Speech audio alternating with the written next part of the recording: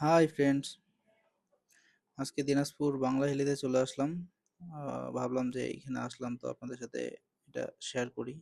তো এখানে কাজে আসছিলাম, এখানে বাইক রেখে যাচ্ছি। দিনাজপুর হিলি বাজারে যাচ্ছি। এটা হচ্ছে দিনাজপুর হিলি স্থলবন্দর। তো এখানে আসলে যেটা দেখাতে চাইছিলাম যেটা হচ্ছে, আমি যখন এখানে প্রথমবার আসি তখন হচ্ছে এই রোডটাতে ইন্ডিয়ান অনেক ট্রাক থাকতো, অনেক ভারী ভারী ট্রাক।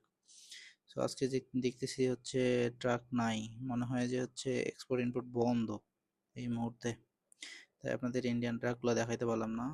তো এই নর্মালি এই সময়গুলোতে এই জায়গাগুলোতে অনেক ভিড় থাকতো ইন্ডিয়ান লরিগুলোর, এবং এগুলোর জন্য যে রাস্তার যে অবস্থা প্রচণ্ড ভয়ানক অবস্থা ছিল আগে। এখন যদিও রাস্তা ঠিক করছে, মানুষজন অনেক কম, আহ, এই জন্য রাস্তাগুলো ঠিক হয়ে গেছে। তো মাঝে মনে হয় যে বৃষ্টি হবে। তো বাইক রাখে তাই যাচ্ছি, এখানে বাইক রাখে আসলাম এক জায়গায়। তো বাজারে যাচ্ছি, বৃষ্টির পরে একটা মনোরম দৃশ্য। এখানে আসলে আমরা হচ্ছে, আমি যখন আসি তখন বৃষ্টি পড়ে।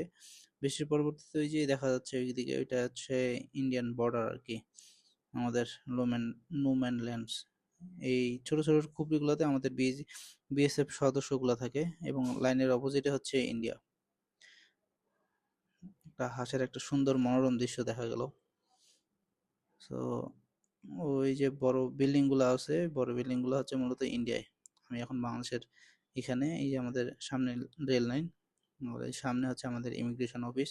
এটা দিয়ে মূলত আমরা হিলি স্থলবন্দর দিয়ে আমরা হচ্ছে ইন্ডিয়া প্রবেশ করতে পারি। এখানে অনেকেই এখানে আসে ওয়েট করে নর্মালি। আর ওইদিকে হচ্ছে আমাদের হিলি স্থল রেলওয়ে স্টেশন।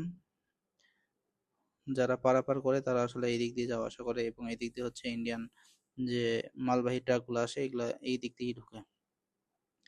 নর্মালি অনেক ইন্ডিয়ান পণ্য আগে পাওয়া যেত, এখন পাওয়া যায় কিনা জানি না স্থলবন্দরে, বাজারগুলোতে।